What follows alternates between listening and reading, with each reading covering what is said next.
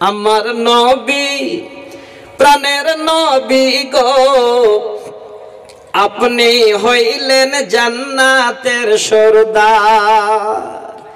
আমার নবী প্রাণের নবী গো, আপনি হইলেন জান্নাতের সরদার। যে দেখেছে আপনাকে ধন্য সে জীবন পূর্ণ সে, যে দেখেছে আপনাকে ধন্য সে জীবন পূর্ণ সে। দেখা দিও জীবনে একবার আমার নবী প্রাণের নবী গো, আপনি হইলেন জান্নাতের সরদার। কিয়ামতের ওই কঠিন দিনে ইয়া নফসি নফসি বলিবে, কিয়ামতের ওই কঠিন দিনে ইয়া নফসি নফসি বলিবে। তুমি ছাড়া কে করিবে পার আমার নবী প্রাণের নবী গো, আপনি হইলেন জান্নাতের সরদার। দূর আরবের মরুর বুকে আসলেন আপনি আলো হয়ে, দূর আরবের মরুর বুকে আসলেন আপনি আলো হয়ে।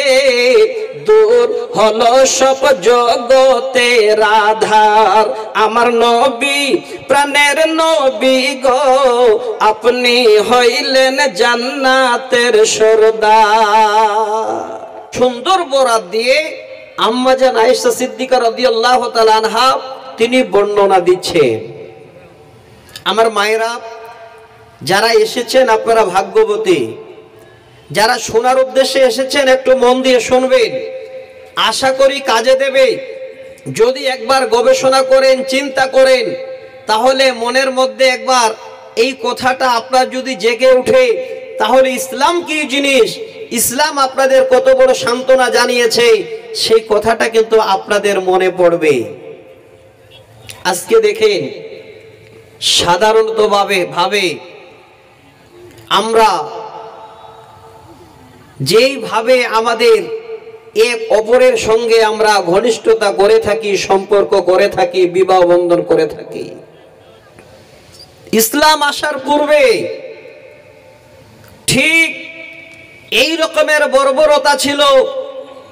আমার মায়েদের মতো, খাস করে বোনদের মতো, তাদেরকে নিয়ে সেই যুগের লোকেরা মেয়েদেরকে নিয়ে তারা হোলি খেলতো, মেয়েদেরকে নিয়ে তারা আনন্দ করত, মেয়েদেরকে নিয়ে বেশিরভাগ তারা মজা লুটত। 4 প্রকারের মেয়েদের সেই সময় বিবাহ বন্ধন ছিল। সহিহ বুখারীর হাদিস। আমি আজকে এই বর্বরতাকে তুলে ধরব, তার জন্য খুব যত্ন সহকারে হাদিসটাকে দেখে মোতালা করে আপনাদের সামনে আমি আলোচনায় বসেছি।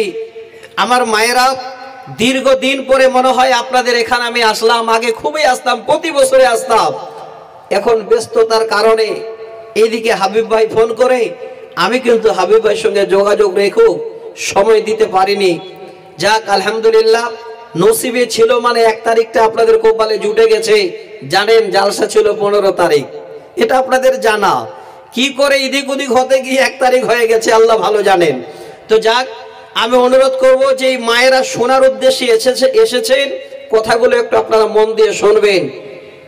4 ধরনের আপনাদের মেয়েদের বিবাহ দেওয়া হতো। প্রথম নাম্বার, কোন এক মেয়ে বাবার ঘরে কষ্ট করে যদি আবার থেকে গেছে, ওই বাবা মেয়েটাকে বিয়ে দেবে, তার জন্য ছেলে খুঁজতে গিয়ে ছেলের বাবার সঙ্গে আলোচনায় বসে উভয় মিলে নিকার একটা আগ বা বন্ধন বেঁধে একসঙ্গে মিলে জুলে সেই রকমের একটা প্রথমেই তারা সেই বর্বরতার যুগে কিন্তু বিবাহ সম্পর্ক প্রথম করেছিল। 1 নাম্বার। এবার দ্বিতীয় নাম্বার শুনেন, বর্বরতা কত বড় ছিল এবং সেই বিবাহটার নাম কি ছিল সেটাও আপনাদের আমি জানাচ্ছি। খুব শান্ত মেজাজে মায়েরা আসছেন, বসছেন, আপনারা মনোযোগ সহকারে কথাটা নেবেন। আপনাদের জন্যই আমি আজকে উপহারটা প্রথমেই ভূমিকাতে তুলে ধরলাম। দ্বিতীয় নম্বর, কোন একটা যুবক তার নিজের স্ত্রী রূপে কোন একটা মেয়েকে গ্রহণ করে বাড়ি নিয়ে আসলো। মা জননী, কোন লজ্জার কথা নয়, আমি খুলে বলছি।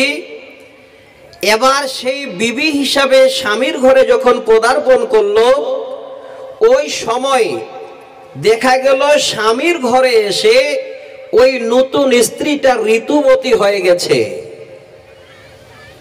ওই সময় নিজের স্বামী হয়ে ওই স্ত্রীকে নিজের কাছে রাখতো না। কত বড় বর্বরতা! কোথায় রাখতো? নবীজি বলেন, ওই মেয়েটাকে নিজে স্বামী হওয়া সত্ত্বেও নিজের কাছে না রেখে এবার এলাকার মধ্যে বা গ্রামের মধ্যে সব থেকে সম্মানী ব্যক্তিকে, সব থেকে গ্রামের মধ্যে নামী লোককে, সেই লোকের কাছে ছেলে নিজের বিবিকে নিয়ে গিয়ে আবার আগে বাড়িয়ে দিত। উদ্দেশ্য হলো, আমার ঘরে এসে আমার বিবি ঋতুবতী হলো, ওই বিবিকে আর আমার কাছে রাখা যাবে না। এবার এলাকার সম্মানী ব্যক্তির কাছে বিবিকে দিয়ে আসা হবে।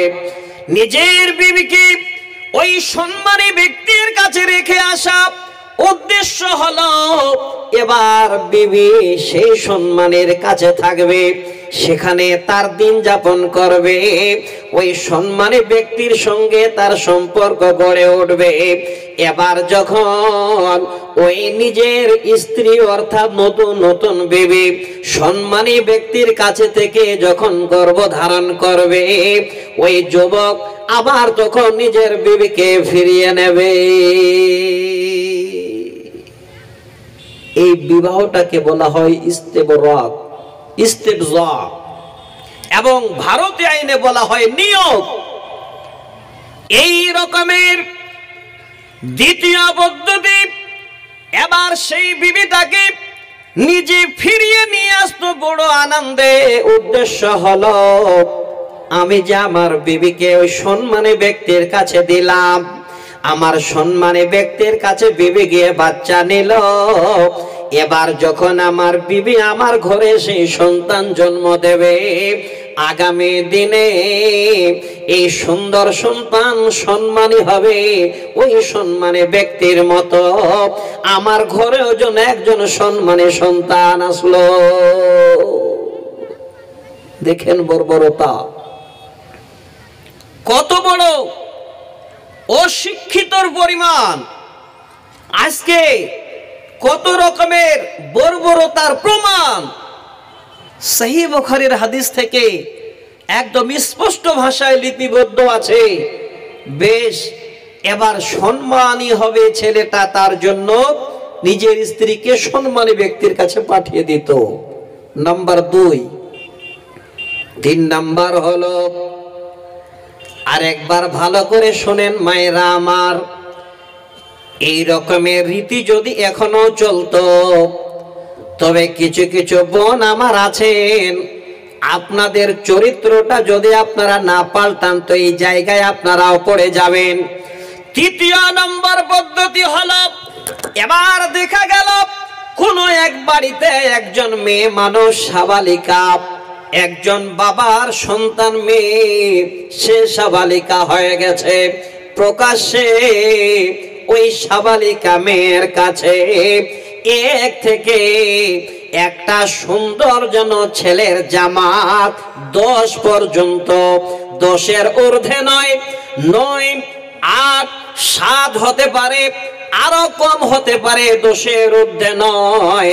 এই রকমের যুবকেরা ডেলি দিন এই রকমের সাবালিকা মেয়ে তার কাছে গিয়ে সম্পর্ক করত প্রকাশ্যে। কোনো বাধা বিঘ্ন ছিল না। যদি খুঁজে দেখা যায় এই বর্বরতা কিছুটা এখনো আমার মা বোনদের কাছে আছে। যদি খুঁজে দেখা যায় কিছু কিছু বোন আছে দেখেন অলরাউন্ডার আছে, কানো খবর আছে, চোখে দেখাও যাচ্ছে। ওরে আমার বোন, আপনারা আগে এই রকমের কথাটাকে নেন, তারপরে দলিল আবার দেব।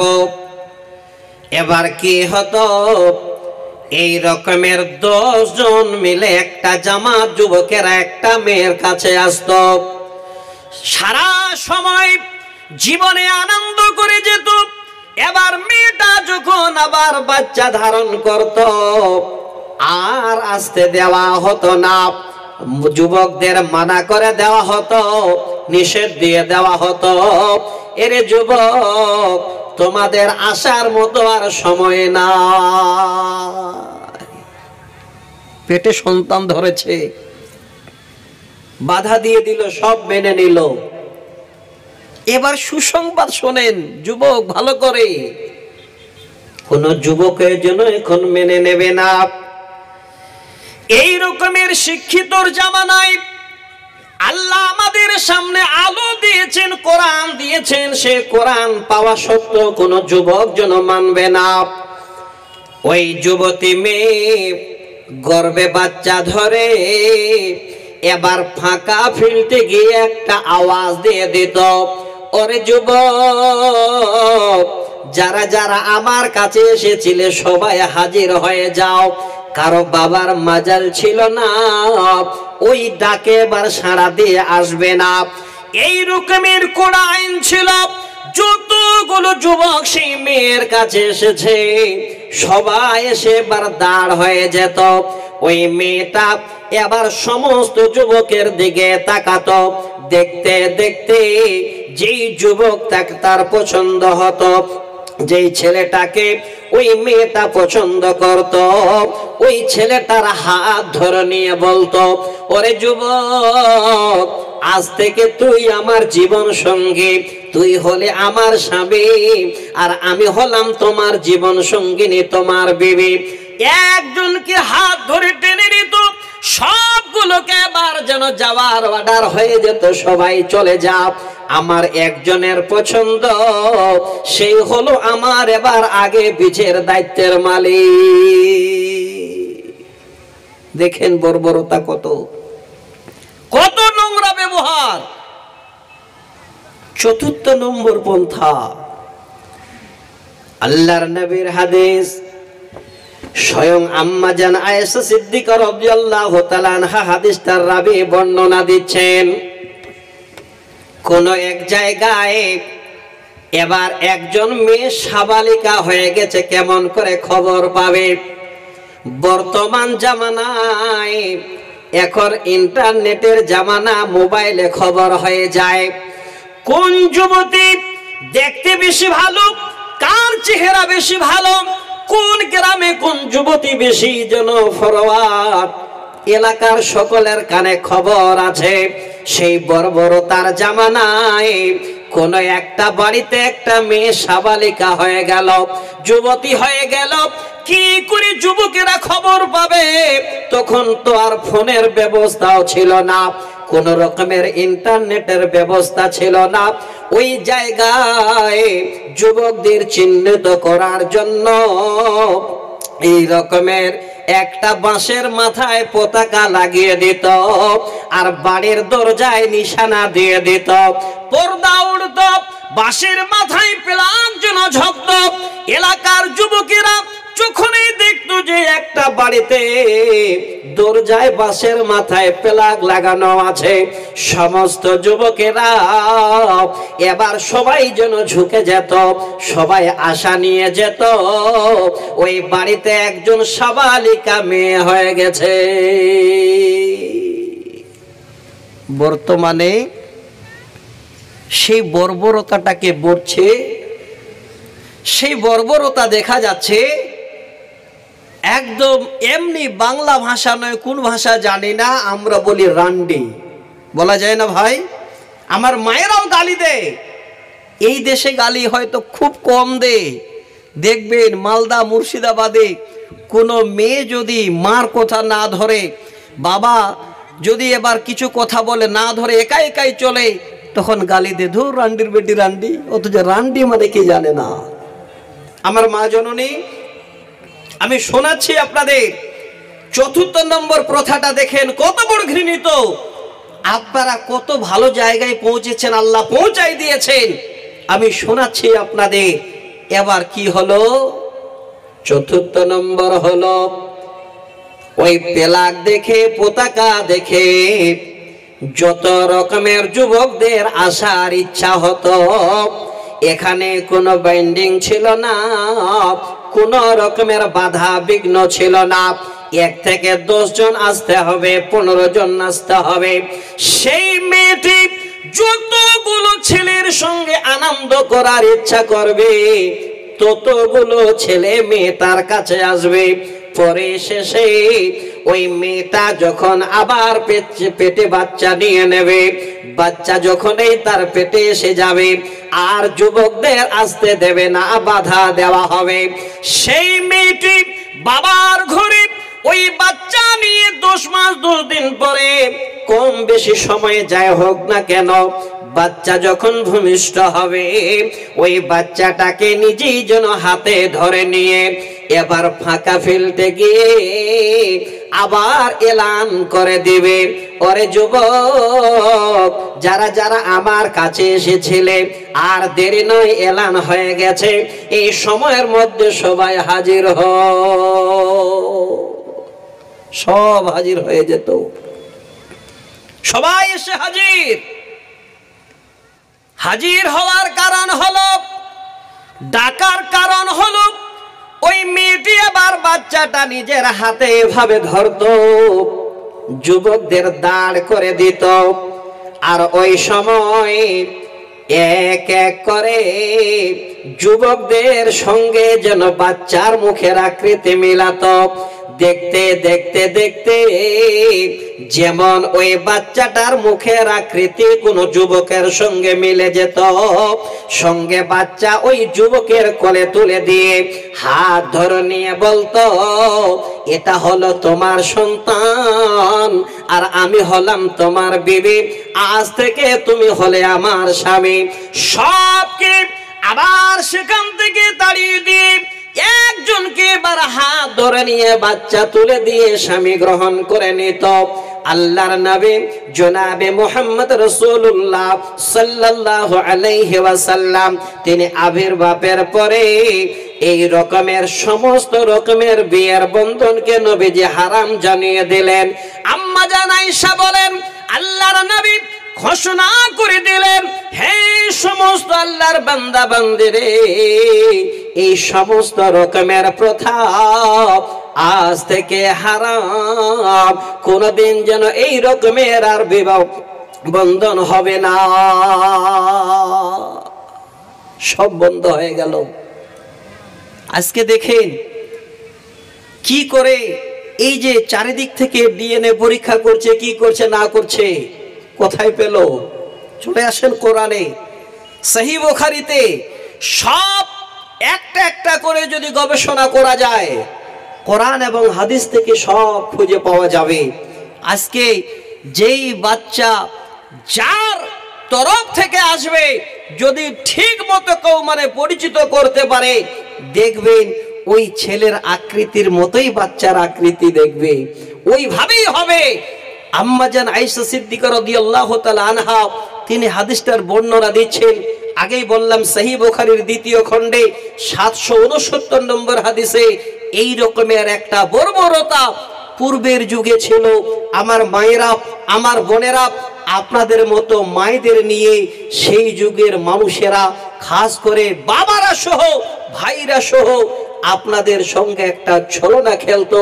আপনাদের মতো মেয়েদের, আপনাদের মতো নারীদের ইজ্জতকে নিয়ে তারা নানান ধরনের খেলা করত। আমার মা জননী, একটু আপনারা চিন্তা ভাবনা করেন যে আল্লাহ এখন আপনাদের কত শান্তিভাবে রেখেছেন, আল্লাহ আপনাদের কত সম্মান জানিয়েছেন। আমি আপনাদের কাছে আসছি, বেশি লম্বাই নয়। আস্তে আস্তে করে কিছু কথা নিয়ে আসব।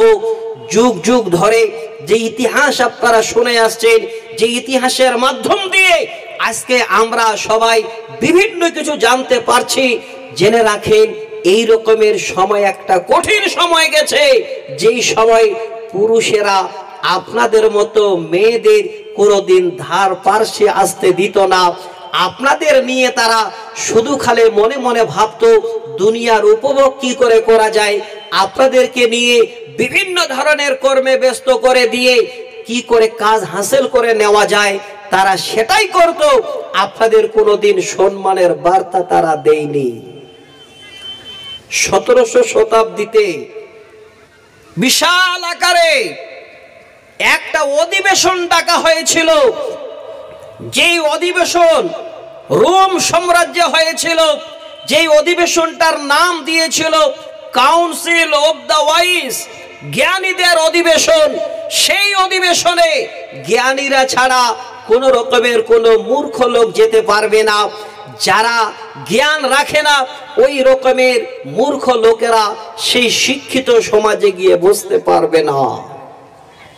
চারিদিক থেকে শিক্ষিতদের ডাকা হলো। কারা কারা আসলো?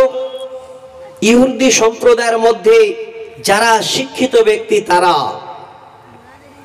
খ্রিস্টানদের মধ্যে, খ্রিস্ট ধর্মের মধ্যে যারা শিক্ষিত তারা, রোমা দেশ থেকে, রোম সাম্রাজ্যে যারা শিক্ষিত তারা।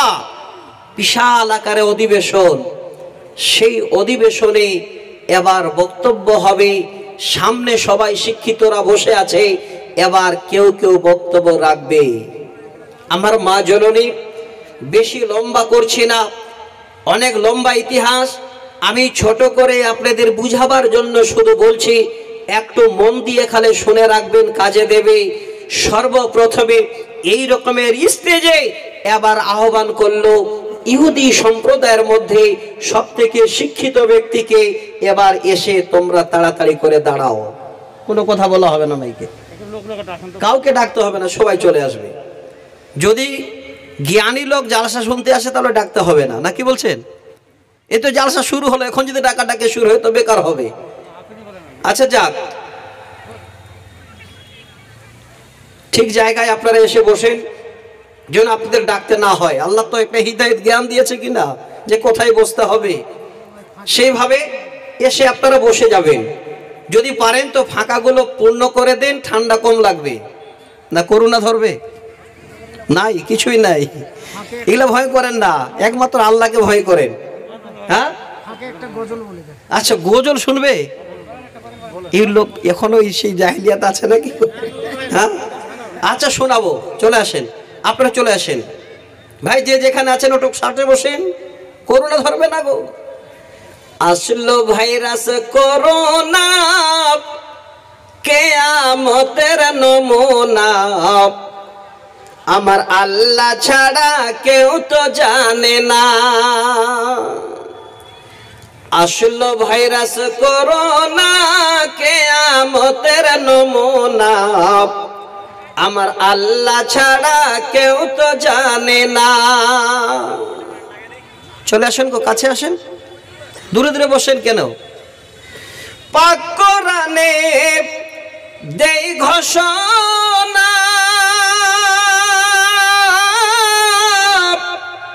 মানুষ দেখবে কিয়ামতের নিশানায়, সংকটে পড়িবেন মানুষ, সংকটে পড়িবেন মানুষ, কেউ তো কারো হবে না, আমার আল্লাহ ছাড়া কেউ তো জানে না। আসলো ভাইরাস করোনা, কিয়ামতের নমুনা, আমার আল্লাহ ছাড়া কেউ তো জানে না। আপনারা সাথ দিলে আমিও সাথ দেব, গজলে তো শুনবে। এখানে আসেনি তাতে দৌড়ে এসে দুজন পিছনে বলছে গজল আগে শোনাতে হবে। আমি ভাবলাম এখনো ভুলেনি এরা। আরে আগে তখন একটু ছেলে বয়সে ছিলাম, এখন বুড়ো হলাম নাকি, না ওর মনে হচ্ছে যে তখন খুবই মানে গজল গেয়েছি।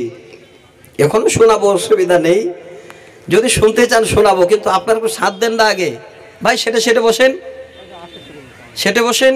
ওইদিকে যারা বসে আছেন আপনারা কি বংশিয়ারি থানার, মনে কুসুমুটি থানার নয় ওই ভাইরা, আলাদা করে বসেছে। একটু সেটে বসলে ভালো লাগবে ভাই, কাছে কাছে বসেন, ভালো লাগবে। এটা ইসলামী সভা, এটা অন্য কোনো আলোচনা হবে না। আমার মায়েরা আপনাদের আরো বলতে হবে না কি, যখন বসেন তাহলে এই সাইডটাতে সেটে বসেন, ভালো হবে। যতই বুঝা সম্ভব নয়, এইভাবেই চলবে। তো যাক, আমি যেই জায়গাটা আপনাদের দিতে চেয়েছিলাম তার জন্য আল্লাহর কোরআনের আয়াত এবং সহি মুসলিমের হাদিস পড়েছি, ইনশাল্লাহ আমি আপনাদের সামনে তুলে দেব। মাঝে মধ্যে গজলও শোনাবো। গজল শোনা একটা টাইম আলাদা থাকে, যখন ভিক করতে হয় তখন গজল চাইতে হয়, জানেন না আপনারা? আল্লাহর কোরআন খুলে তাফসিরে বাইজাবিতে সূরা ফাতিহার 14টা নাম আছে। তার মধ্যে একটা সূরা ফাতিহার নাম হলো তাসউমুল মাসালা, চাওয়ার পদ্ধতি। চাইতে গেলে আগে আল্লাহর প্রশংসা করতে হয়। আল্লাহর কাছে কেউ যদি চান, দেখেন পদ্ধতিটা জেনে রাখেন, সরাসরি চলে গেল মসজিদে আর শুধু খালি কাঁদতে শুরু করলেন, আল্লাহ তুমি অমুক দিও, আল্লাহ বিপদে পড়েছে, আল্লাহ দূর করে দিও, এইভাবে চাইবেন না। পদ্ধতিটা কিভাবে?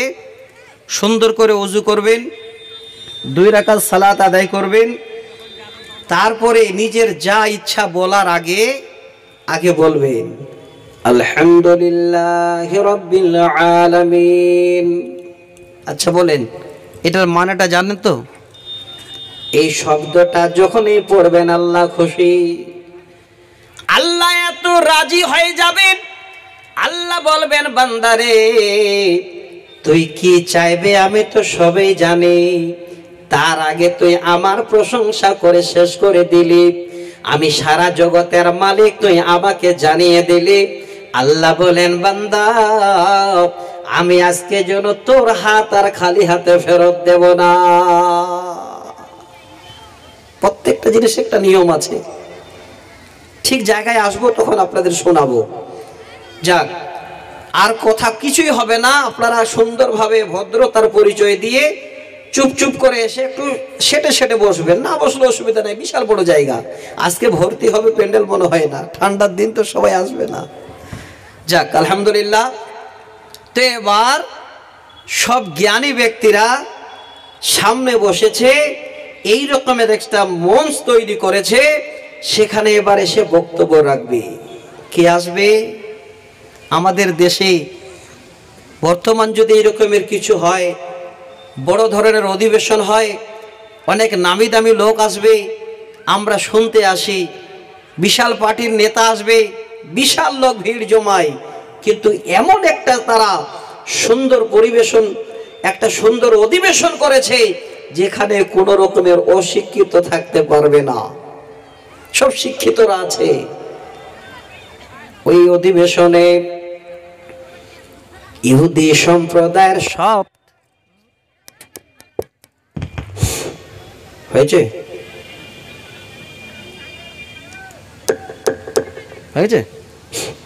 ইহুদি সম্প্রদায়ের সব থেকে যে জ্ঞানী ব্যক্তি, তাকে ডাকা হলো। সর্বপ্রথমে মঞ্চে উঠে তেনার বক্তব্য হবে, আমরা জ্ঞানীরা শুনব। এবার সেই মঞ্চে এসে ইহুদি সম্প্রদায়ের যিনি হলেন সব থেকে বিজ্ঞজন, জ্ঞানীজন ব্যক্তি, এসে এবার হেডলাইন বাঁধলো, ওরে শিক্ষিত সমাজ, আজকে আমার বক্তব্যের হেডলাইন হলো, পৃথিবীর বুকে যত মেয়ে মানুষ আছে রে, সমস্ত মেয়ে মানুষেরা হলো পুরুষের জন্য প্রতারক। এক কথায় শিক্ষিত সমাজ বুঝে নিল, এই মেয়েদের কোন রকমের আমাদের মূল্য নাই, আমরা তাদের কোনোদিন আমাদের পাশে রাখতে পারি না, আমাদের সমাজে আমরা জায়গা দিতে পারি না। এক অপরে এবার 2 হাতে হাত তালি লাগিয়ে আনন্দ জানালো, ওগো বিজ্ঞজন, আপনার আজকে হেডলাইনে আমরা সবাই যেন খুশি হয়ে গেলাম।